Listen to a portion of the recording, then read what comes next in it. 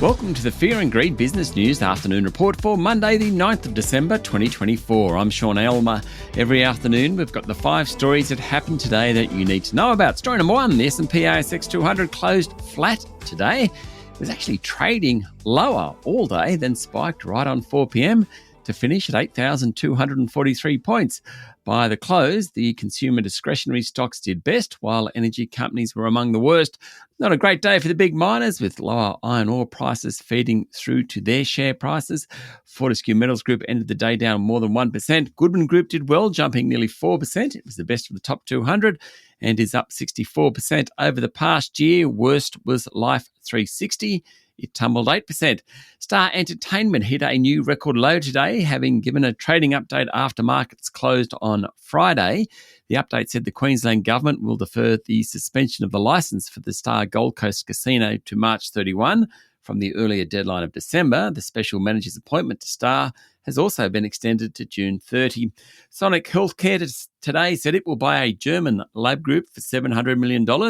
Fund manager Regal Partners walked away from a takeover of Platinum Asset Management that sent Platinum's share price down 15%, and GQG Partners jumped 7% after reporting higher funds under management and said it's terminating a buyback due to uncertainty around the US tax treatment of on-market buybacks.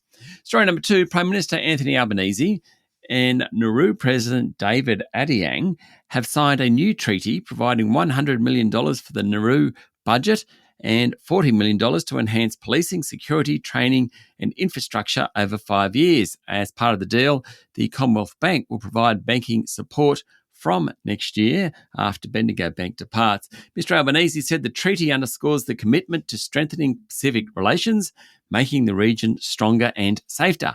Mr Adiang said the treaty would strengthen Nauru's economy and address critical challenges such as e-banking. Story number 3, opposition leader Peter Dutton's signature nuclear energy policy is in trouble after the CSIRO found that wind and solar remain the lowest cost form of new power generation.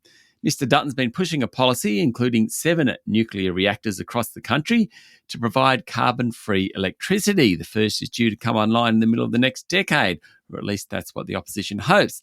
The CSIRO has already concluded that the policy would be too expensive and slow relative to other options. Today it updated its research, pretty much said the same thing. Mr Dutton is expected to this week release full costings of his nuclear policy.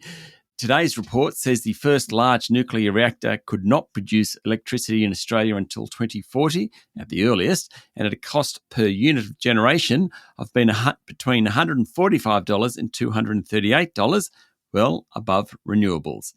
Cost for a small modular reactor would be even higher, $189 to $414 per megawatt hour, according to the report. Story number 4, Woollies said it lost about $140 million in food sales due to the 17-day strike at its distribution centres in New South Wales and Victoria, and earnings will be down by about $60 million. But Coles has the opposite problem, with too many customers. Apparently, there's been a shift from shoppers towards Coles because Woolies shelves have been understocked, according to a report in The Australian.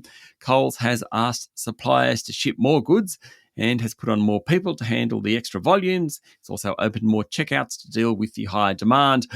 Woolies really can't like that news. It now has to spend the next couple of weeks restocking ahead of Christmas. The warehouse staff returned to work after they got an 11% pay rise over 3 years and changes to work practices. And finally, story number 5, President Joe Biden said the United States has used military forces to conduct airstrikes in Syria to keep the Islamic State group from reasserting itself after the fall of President Bashir al-Assad's government. Speaking at the White House, Mr. Biden celebrated Assad's fall as a fundamental act of justice and expressed hope that after decades of repressive rule, the people of Syria could build a new, freer society.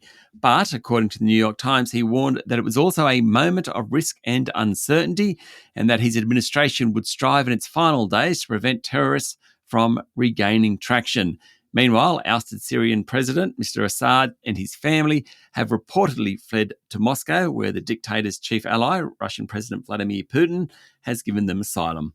That's it for the afternoon report for Monday, the 9th of December, 2024. Make sure you hit follow on the podcast, and we'll be back tomorrow morning with a Tuesday edition of Fear and Greed Business News. I'm Sean Aylmer. Enjoy your evening.